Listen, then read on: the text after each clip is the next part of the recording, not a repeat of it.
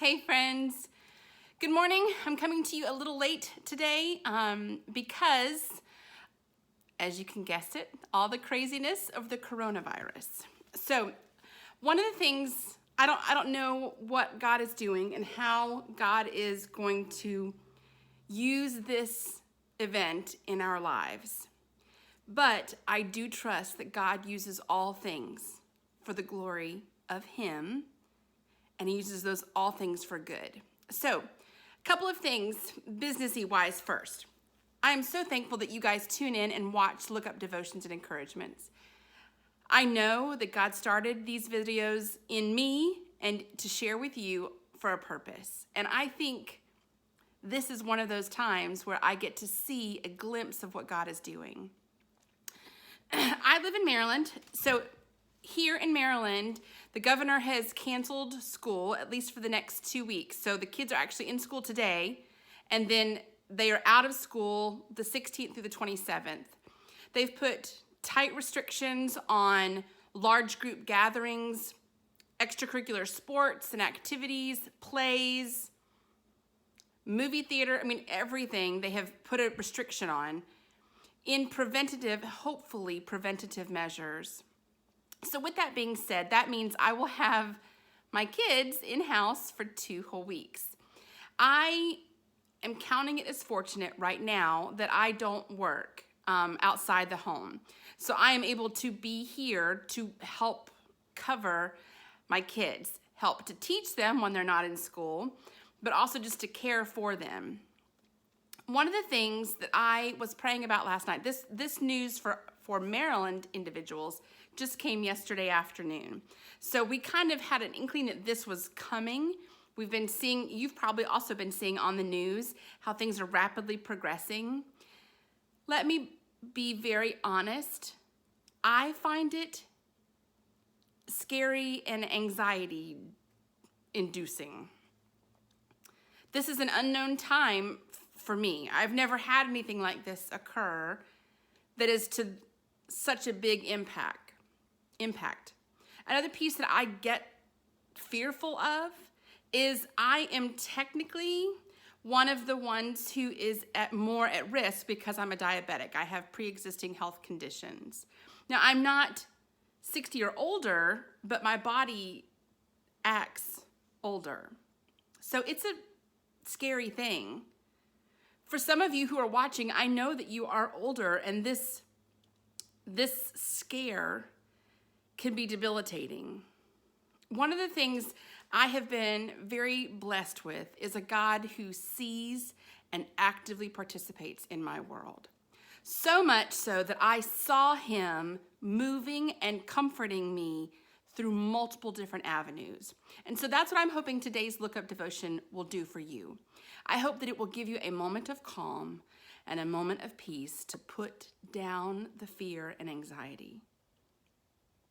Scripture is very clear. There is no fear in love, and then it says God is love. God does not want you to be afraid. But God still wants to remind you of the good He is going to do in your world. So, last night I was having my devotion time, and like I said, I have been using different devotional books. I've been reading some spiritual inspirational books just on topics that right now are applicable to me. And then I've been spending time just in His Word. And then I've been journaling my prayer requests. Well, if y'all, my prayer request list last night was ridiculously long with all listing out fears and anxiety and talking to our kids about it and helping my kids to be safe and smart and worrying about my parents and my in-laws who are of an older age who don't have the greatest health. And then worrying about those individuals in our church who are older individuals who I don't want anything to happen to them. And then I worry that because my husband is a pastor and we are a pastor of a small church, that our livelihood will be in jeopardy. And that's just a few of the long list of prayer requests. So in true, very cool God fashion, I wrote out my prayer request and didn't have an answer. Like, okay, God, you tell us that we're supposed to bring to you all the things that we are anxious about and worried about. So I am bringing it to you, God, and I feel like I am pouring it at your feet.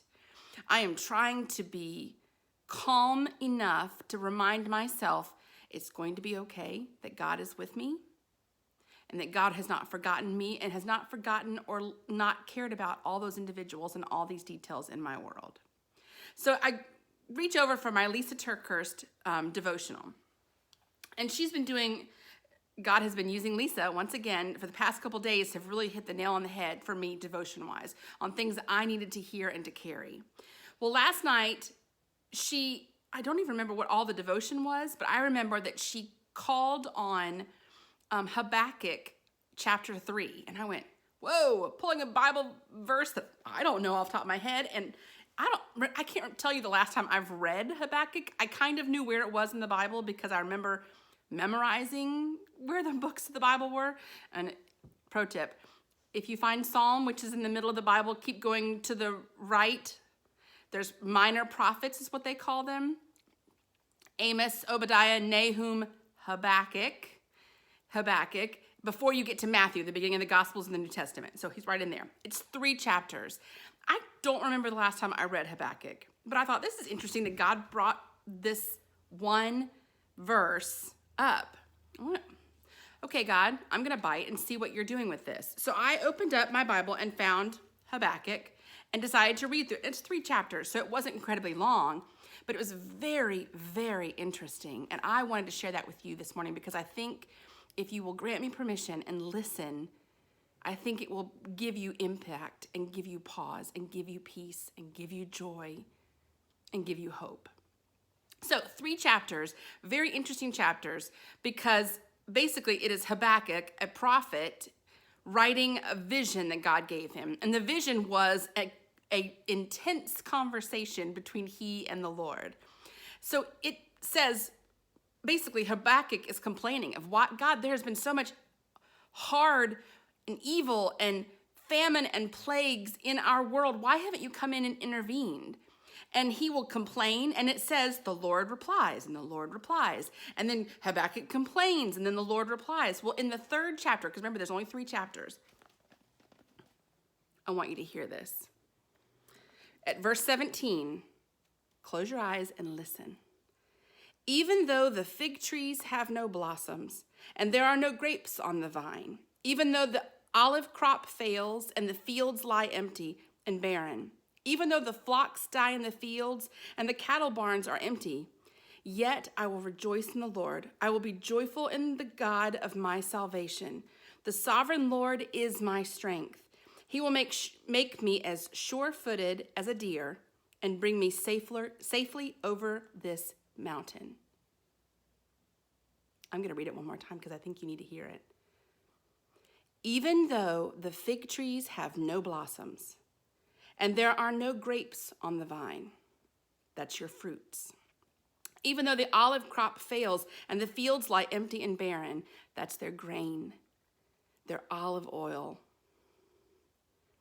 Even though the flocks die in the field, that's their meat.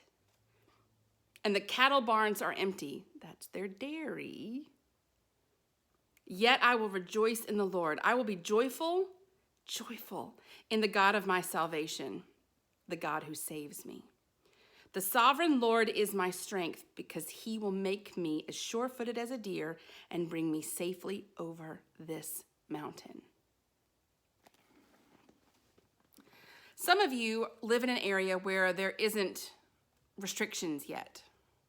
You may have plenty of things in your grocery stores, plenty of soap in the aisle, and no panic yet. But government officials tell us that it's coming. Here in Maryland, a lot of our grocery stores are barren. Toilet paper sold out. Hand soap.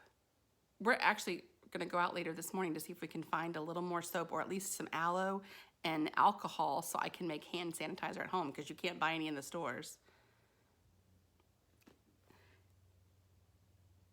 I was brought to tears last night because I had listed all of my fears and all of my concerns with this pandemic. And God brought me, I thought, very randomly to Habakkuk. And I know God was sitting up there chuckling at me going, Sarah, it wasn't random. You need to hear. In our modern language, Habakkuk 3 could say, even though Walmart shelves are empty, and even though there's no toilet paper around, and even though you may run out of milk and there may not be a new supply, and even though your livelihood may struggle, the sovereign Lord is your strength. He will make you as sure-footed as a deer and bring you safely over this mountain, over and through this hurdle.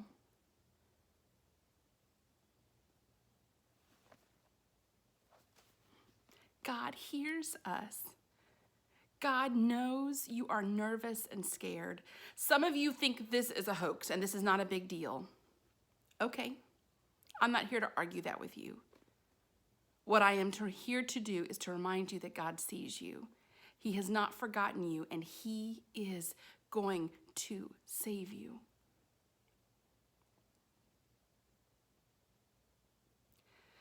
I don't know what's happening in your day. I don't know if your kids are already at home. I don't know if you are working from home or if you are carrying on as normal.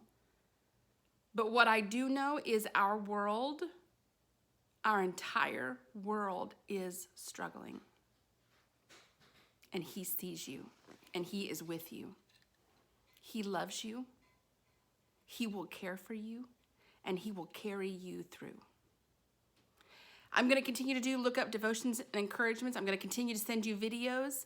I may even do random things because since I'm stuck in my house every day for at least the next 2 weeks, we may have fun craft time on videos, or we may have fun motivational things of here's a fun new recipe that I'm going to try with you guys because, hey, I have time. Who knows? This is a chance for us still to stay connected. Even though we are told to be isolated because we want to keep everyone safe, thank God that He gave us the internet, and here He gave us Facebook and YouTube that we can stay connected. Know that I am praying for you. I pray for your safety and for your health. I pray for your sanity and your patience. And I promise that just as in His word in Habakkuk, He will get us over this mountain. And even though all of our resources may be dried up and gone, which they aren't yet, even if that were to happen, His word says that He will carry us to safety.